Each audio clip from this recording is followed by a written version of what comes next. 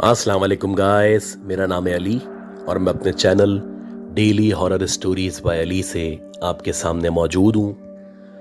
मैं उम्मीद करता हूँ आप लोग दुनिया में जहाँ पे भी मौजूद हैं खैरियत से हैं, खुश हैं और आपकी ज़िंदगी ज़बरदस्त गुजर रही है। अगर आप लोगों ने अब तक मेरे चैनल को सब्सक्राइब नहीं किया तो मैं रिक्वेस्ट करता हूँ कि आप इस चैनल को सब्सक्राइब कर लें। हो सके तो अपने सर्किल में, अपनी कम्युनिटी में इस चैनल को शेयर करें। अगर आप लोग अपनी स्टोरी शेयर करना चाहते हैं आप व्हाट्सएप कर सकते हैं, ईमेल कर सकते हैं या अपनी आवाज़ में रिकॉर्ड करके शेयर कर सकते हैं। अगर आप अपनी आवाज़ में रिकॉर्ड करें तो बस यकीन दहानी कर लें कि जहाँ पे भी आप रिकॉर्डिंग कर रहे हैं वहाँ पे किसी भी किस्म का शोर या डिस्टॉर्शन मौजूद नहीं है। गाइस, आज की ये जो स्टोरी है ये बड़ी ही ज़बरदस्त स्टोरी है और बड़ी हॉरिफिक स्टोरी है। आप अगर एज्यूम करें, अल्लाह ना करे, अल्लाह ना करे, आपके साथ कुछ इस तरह के वाक़यात पेश आए तो आपकी क्या हालत होगी। ये स्टोरी हमें मिस उरूज ने शेयर की है और ये बताती है कि इनका ताल्लुक फेडरल बी एरिया अंचोली से है। ये बताती है कि पिछले तकरीबन 50 साल से हमारी जो फैमिली है अंचोली के एक बहुत बड़े घर में रहती चली आई है। ये जो घर था ये घर हमारे आबाओ अजदाद का घर था और इस घर से हमारी बहुत सारी यादें वाबस्ता थीं।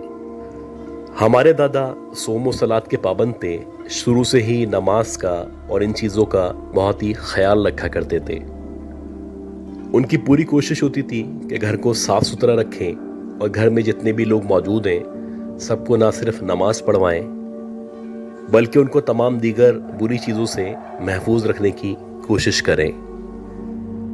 जब तक हमारे दादा जिंदा थे घर का माहौल ज़बरदस्त था, लेकिन जैसे ही हमारे दादा की तबीयत ख़राब हुई और देखते ही देखते 1 से 1.5 महीने के अंदर अंदर वो अल्लाह को प्यारे हो गए तो उनके इंतकाल के कुछ अरसे बाद से ही चीज़ें चेंज होना शुरू हो गईं। पहले हम सारे के सारे बहन भाई, हमारे वालिदैन कोशिश किया करते थे कि घर में गाने वगैरह ना चलाएं, पेट एनिमल्स ख़ास तौर पे कुत्ते वगैरह ना पालें, सफाई सुथराई का ख्याल रखें। लेकिन दादा के इंतकाल के बाद से आहिस्ता आहिस्ता करके जो चीज़ें थीं वो चेंज होना शुरू हो चुकी थीं। अब शुरू में तो सब कुछ नॉर्मल लग रहा था, लेकिन जैसे जैसे टाइम गुजरा तो एकदम से कुछ इस तरह के वाक़यात पेश आना शुरू हुए जो हम सब के लिए हैरानी का बाइस थे। हमारा घर क्योंकि एक बड़ा घर था तो इस घर के अंदर एक छोटा सा गार्डन मौजूद था और उस गार्डन में एक बहुत बड़ा सा झूला लगा हुआ था। जब तक हमारे दादा हयात थे तो वो उस झूले के ऊपर मगरिब के बाद या इशा के बाद बैठ जाया करते थे और जब तक उनको नींद नहीं आती थी वो वहीं पे इबादत करते रहते थे। ये इनका डेली रूटीन था। अक्सर दादी भी इनके साथ बैठ जाया करती थी। खैर, चीज़ें वहाँ से चेंज हुई जब दादा के इंतकाल को तकरीबन 40 से 45 दिन गुजर चुके थे। मेरे भाई का बड़ा शौक था कि वो घर के अंदर आला नस्ल के कुत्ते पाले, लेकिन क्योंकि दादा इस चीज़ के ख़िलाफ़ थे तो इसीलिए वो घर के अंदर कुत्ते नहीं ला सकता था। बहरहाल दादा के इंतकाल के बाद मेरे भाई ने 3-4 बड़ी आला नस्ल के कुत्ते ख़रीदे और ना सिर्फ ख़रीदे, उनको बाकायदा टेरेस के अंदर एक जगह बना के रखना शुरू कर दिया। अब शुरू में 2-4 दिन तक तो सब कुछ नॉर्मल था, लेकिन 3-4 दिन के बाद अक्सर ऐसा होता कि ये जो कुत्ते थे ये रात के किसी पहर भौंकना शुरू करते और जब ये कुत्ते भौंक रहे होते थे तो इनकी जो निगाहें थीं वो सामने गार्डन में झूले की तरफ हुआ करती थीं। सुबह फजर की अजान तक ये मुसलसल भौंकते रहते थे और ना सिर्फ भौंकते रहते थे बल्कि इनके मुंह से ये अजीब अजीब आवाज़ें निकाला करते थे। हमें लगा कि शायद हमने पहली दफ़ा ये कुत्ते पालें, हो सकता है ये इसी तरह बिहेव करते हों। लेकिन ठीक चौथे या 5वें दिन रात में तकरीबन 1 या 1:30 बजे का टाइम था। पहले तो कुत्तों के भौंकने की आवाज़ आना शुरू हुई और जब मेरे भाई ने टेरेस में जाके देखा तो ये जो कुत्ते थे ये मुसलसल गार्डन की तरफ या झूले की तरफ देख के भौंक रहे थे। अब मेरे भाई को लगा कि ये तो रूटीन है, ये 3 दिन से भौंक रहे हैं तो कोई मसले की बात नहीं है। खैर इसी दौरानिए में जब मेरा भाई वहां से मुड़ा या वापस अपने कमरे की तरफ बढ़ा तो उसको ऐसा लगा कि कुत्तों की आवाज के साथ साथ किसी औरत के रोने की या चीखने की आवाज आ रही है। अब जैसे ही मेरे भाई को कुत्तों की आवाज के साथ साथ औरत के रोने की या कराहने की आवाज आई तो एकदम से पलटा। जैसे ही मेरा भाई पलटा और उसकी नजर सामने गार्डन पे या झूले की तरफ पड़ी तो मेरे भाई को ऐसा लगा कि वो जो झूला है उस झूले के ऊपर कोई बैठा हुआ है और जो भी बैठा हुआ है उसने सफेद कलर का लिबास पहना हुआ है। दूर से देखने पे ऐसा लग रहा है कि जैसे कोई औरत है जो मुसलसल झूला झूल रही है। अब पहले मेरे भाई को लगा कि शायद ये उसकी आंखों का धोखा है। उसने दोबारा से इधर उधर देखने के बाद जब झूले पे नजर डाली तो वाकई में झूले के ऊपर एक औरत बैठी हुई थी जो कि मुसलसल झूले को हिला रही थी। उसका बड़ा अजीब सा हुलिया था, उसके बिखरे बिखरे बाल थे और एक अजीब सी फिटकार थी जो उसके चेहरे पे मौजूद थी। खैर मेरे भाई ने जब इस औरत को झूले के ऊपर देखा तो फौरन से पलटा और उसने सोचा कि मैं अम्मी को जाके बताता हूँ कि देखें बिलाखिर ये कौन औरत है जो हमारे घर के अंदर आ चुकी है। खैर जब मेरा भाई अंदर की तरफ गया और मदर को लेके बाहर आया तो वहां पे ना कोई औरत मौजूद थी, ना किसी औरत का नामो निशान मौजूद था।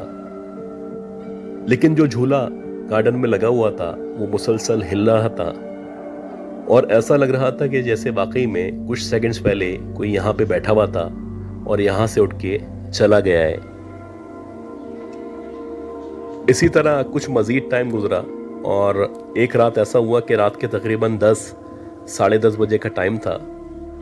हल्की हल्की सर्दियां शुरू हो चुकी थी और हम सारे के सारे घर वाले जितने भी लोग थे डिनर कर रहे थे। अब जब हम लोग खाना खाया करते थे तो जितने भी लोग थे वो साथ बैठा करते थे और खाना खाने के बाद हम लोग काफ़ी देर तक उसी टेबल पे या उसी जगह बैठ के बातें करते रहते थे।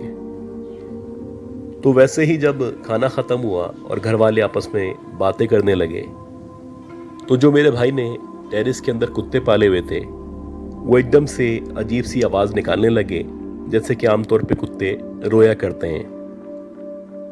अब मेरी दादी बताती हैं कि कुत्तों के रोने का अच्छा मतलब नहीं हुआ करता। खैर जैसे ही कुत्तों ने रोना शुरू किया तो मेरी दादी एकदम से उठी कि वो कुत्तों की तरफ जाती हैं और उनको चुप कराने की या उनका ध्यान डाइवर्ट करने की कोशिश करती हैं। जैसे ही मेरी दादी टेरेस के करीब पहुंची और उनकी नज़र सामने गार्डन पे या झूले पे पड़ी तो उन्होंने एक अजीब मंजर देखा। उन्होंने देखा कि वो जो झूला है जहां पे हमारे दादा इस टाइम बैठे हुआ करते थे वैसे ही हमारे दादा सफ़ेद कलर के लिबास में उस झूले के ऊपर बैठे हुए और मुसलसल झूला चल रहा है और ऐसा लग रहा है कि जैसे वो वहां पे बैठ के इबादत कर रहे हैं। अब ये पहला इंप्रेशन था जो दादी को दादा का उस झूले के ऊपर आया था। लेकिन जब दादी ने दोबारा से उनके ऊपर गौर किया तो ऐसा लगा कि दादा बहुत गुस्से की हालत में दादी की तरफ देख रहे हैं जैसे कि वो किसी बात से नाखुश हो या अपनी नाराजगी का इजहार कर रहे हो। अब दादी एक लम्हे के लिए भूल चुकी थी कि उनके जो शौहर हैं यानी हमारे जो दादा हैं वो इस दुनिया से जा चुके हैं। खैर जैसे ही कुछ सेकंड में इनको होश आया, उनको याद आया कि दादा भी इस दुनिया में मौजूद नहीं है, तो अब उनको थोड़ी सी घबराहट महसूस हुई।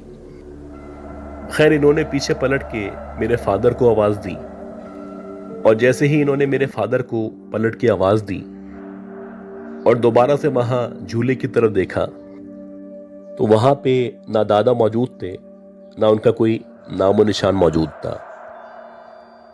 हालांकि दादी ने बड़ी सेंसेस में होशो हवास में दादा को इस झूले के ऊपर बैठे हुए देखा था।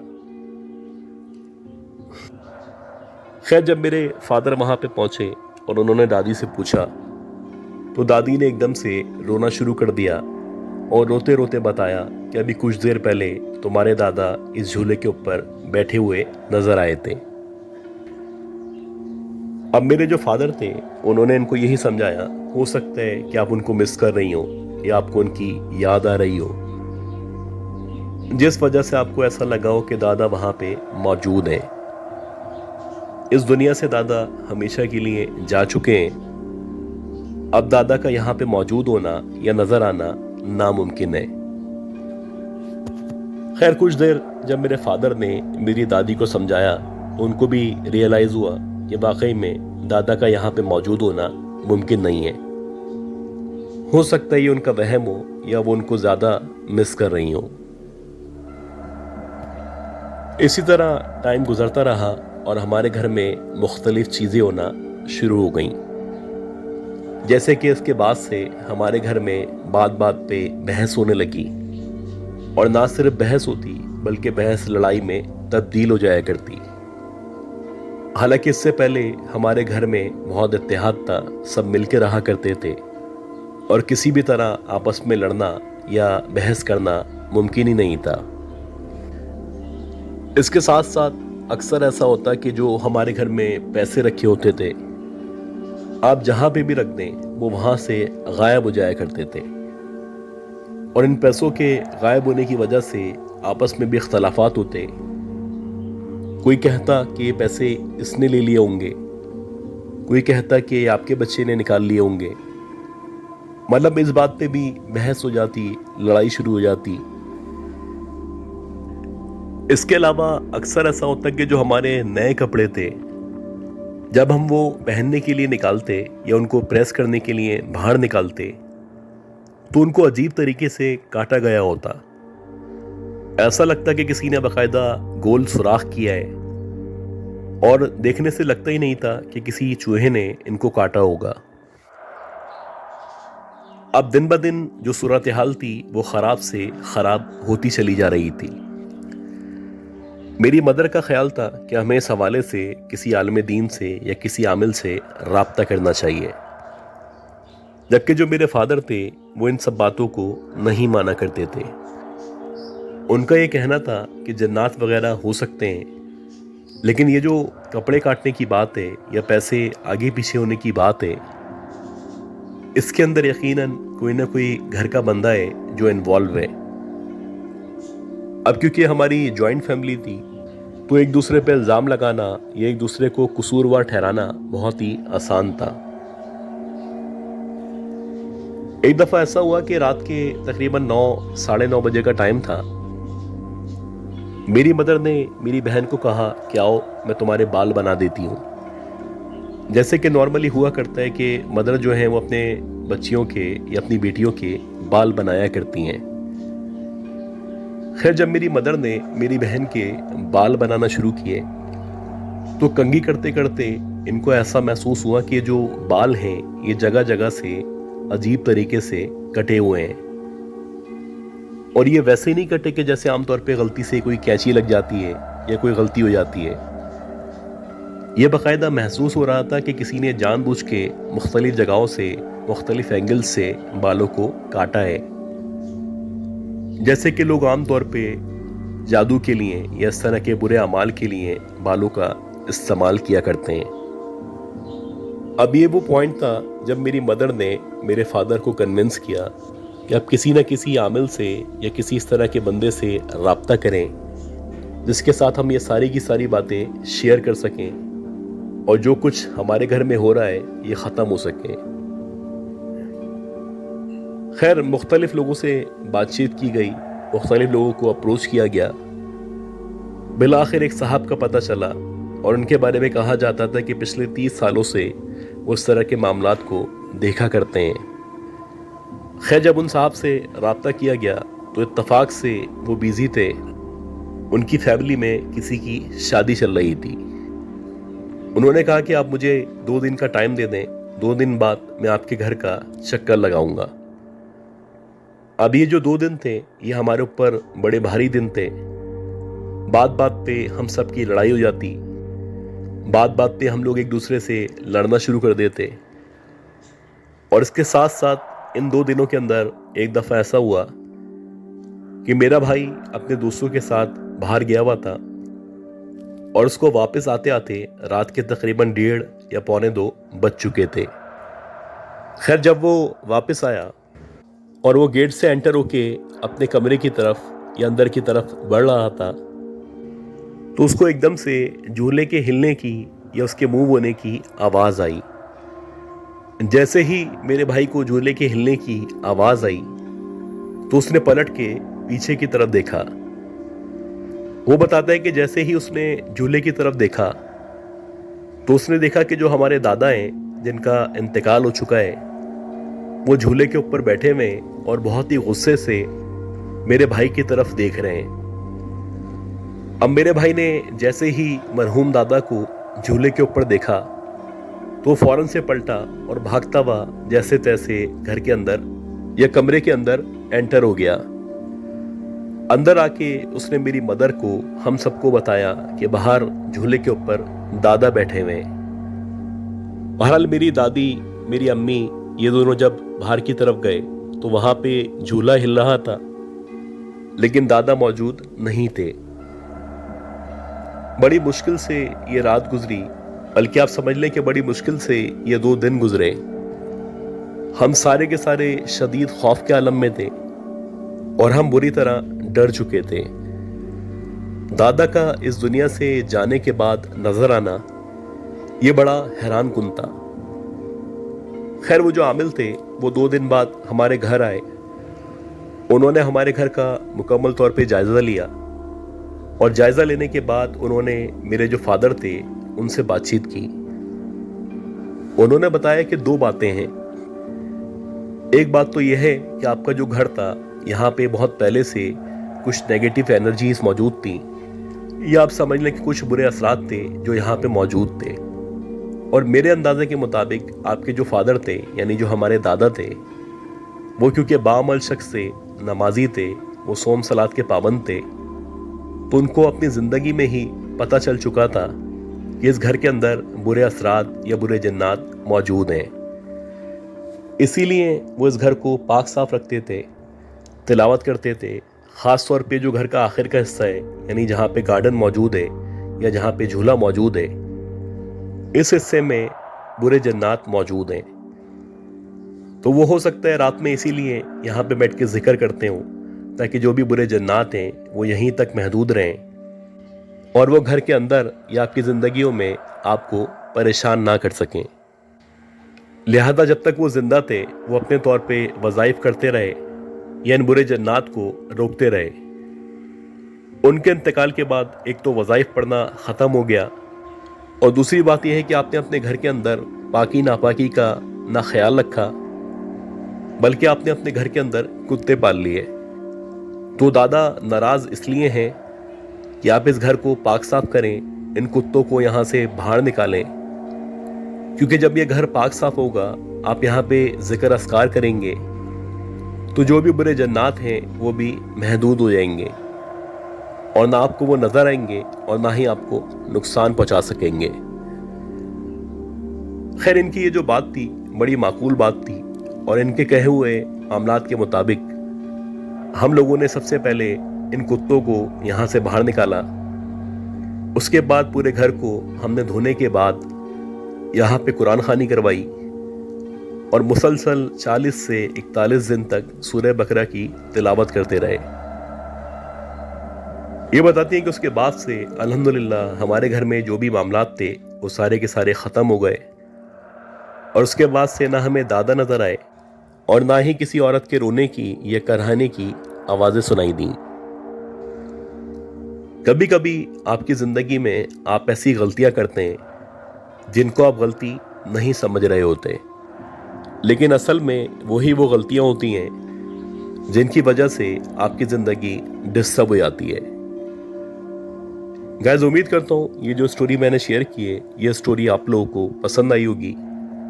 अगर आप लोगों को ये स्टोरी पसंद आई है तो प्लीज़ मेरे चैनल को लाइक करें, सब्सक्राइब करें, शेयर करें। दुआ करें कि अल्लाह ताला मुझे, मेरी फैमिली को, हम सबको, आप सबको सेहत दे, सलामती दे, ज़िंदगी दे और कामयाबी दे। अगली अपलोड तक के लिए अपना बहुत ही ख्याल रखिएगा। अल्लाह हाफिज़।